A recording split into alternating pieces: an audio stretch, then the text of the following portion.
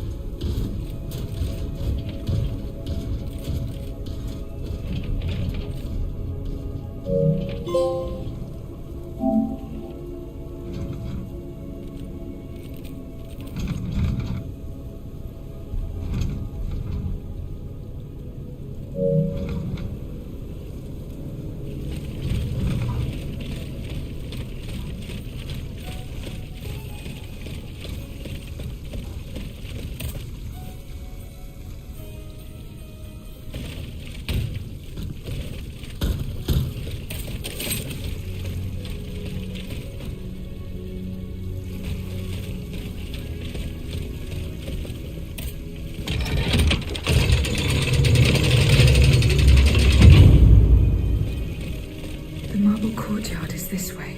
Someone is expecting me. I can feel it. I must prepare for the worst.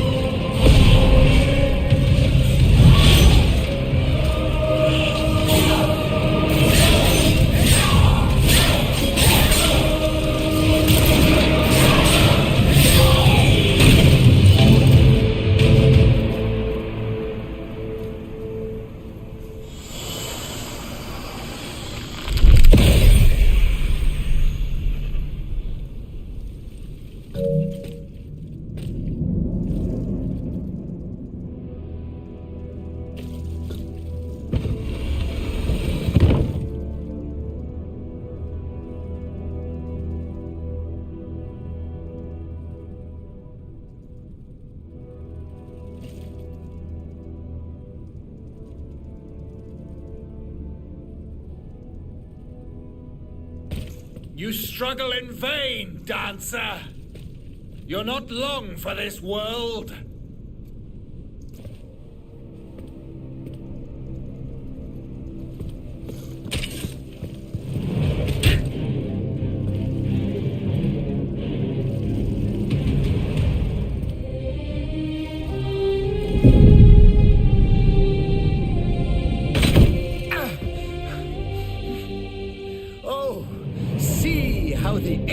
Turns against its master.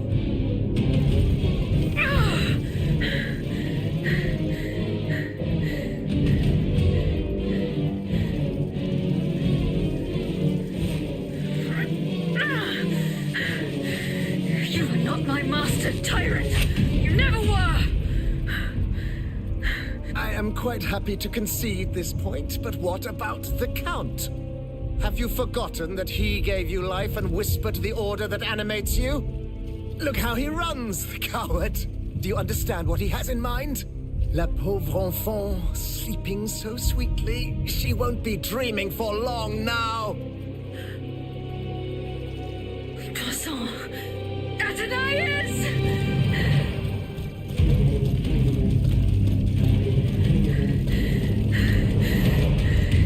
Don't move! The time has come to set you free, Aegis. This whore's soul has poisoned your cogs for too long. Adieu, sad puppet. No! Bonté divine, I don't want to die.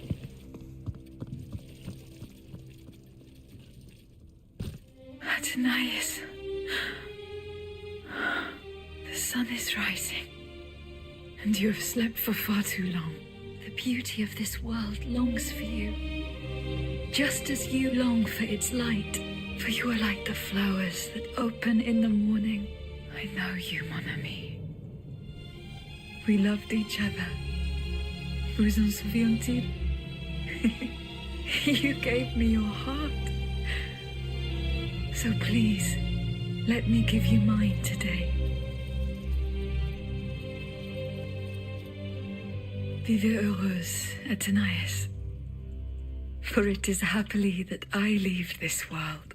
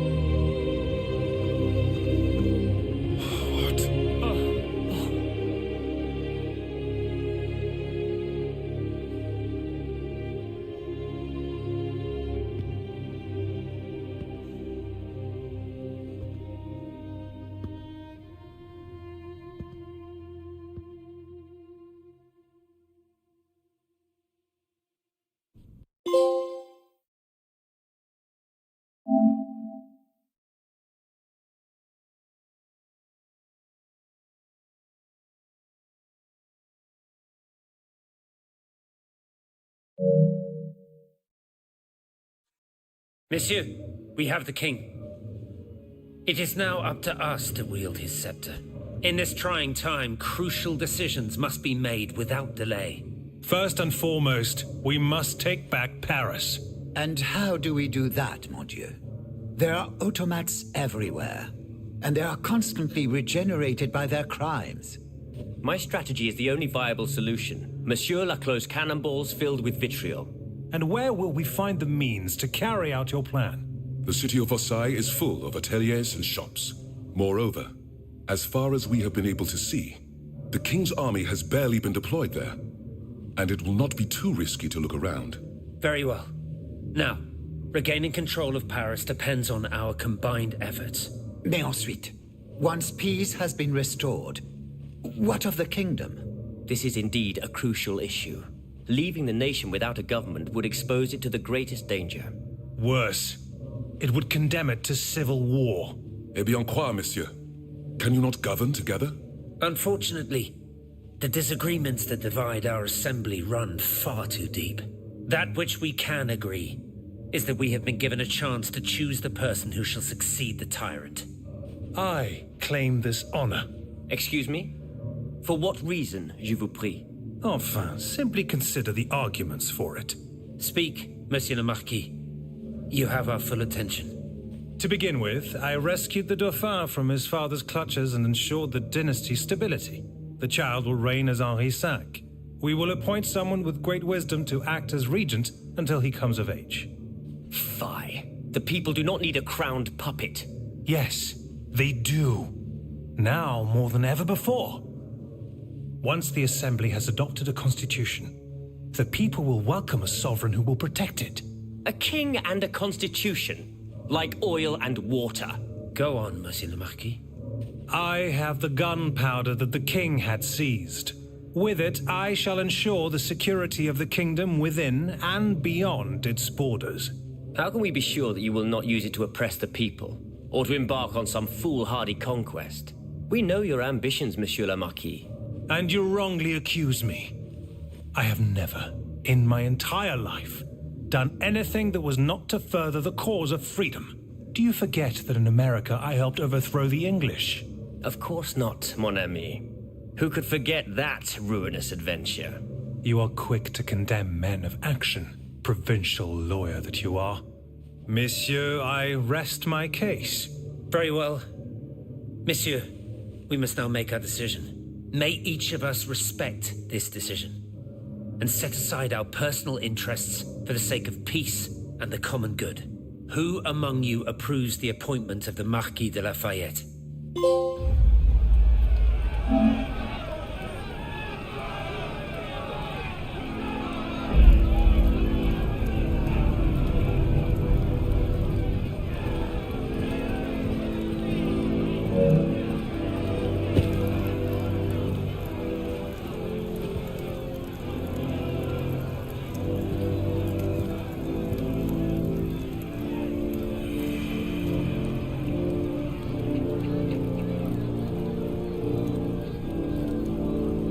The court bows before the Marquis de Lafayette, Lieutenant Général du Royaume. Louis de Bourbon, former King of France, in the name of King Henri, fifth of his name, in light of the innumerable crimes of which you have been found guilty, this extraordinary royal court sentences you to the ultimate atonement. The sentence will be carried out on the hour. In its great mercy, the court will now hear your last words.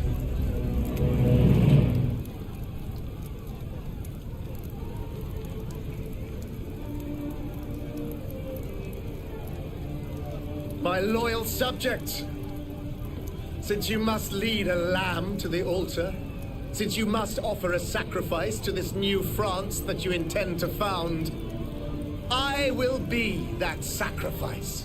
How dreadful this world is, where beauty is doomed to fade and flesh decays. I found no consolation in this world. I vainly thought I was giving our souls the gift of immortality beyond our mortal bodies. The Grim Reaper was my sworn enemy.